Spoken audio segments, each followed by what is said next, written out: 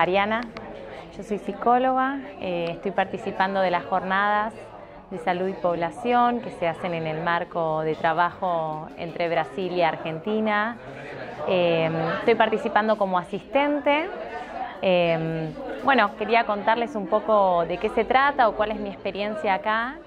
Estuve participando en unas cuantas mesas, en algunas instancias, unas instancias de taller y unas instancias de ponencias.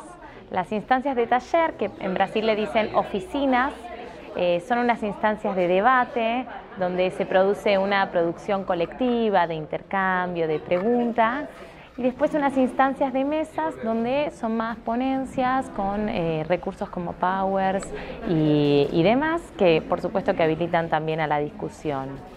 Estoy acá porque creo que son espacios de enriquecimiento que permiten esto, el diálogo intercultural entre dos culturas y realidades distintas como son Brasil y Argentina, y también un espacio de discusión a nivel teórico, como pueden ser las mesas que hablan mucho de integralidad, que hablan mucho de salud colectiva, como con nuevos paradigmas.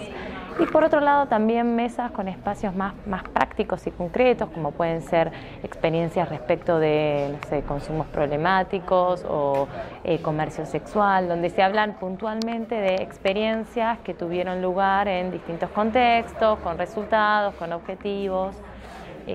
Mucha participación de gente de distintas edades, de distintos ámbitos. En la mesa de ahora hay un chico que es abogado, un chico que es profesor de educación física, una psiquiatra, un médico, psicólogos, sociólogos, antropólogos.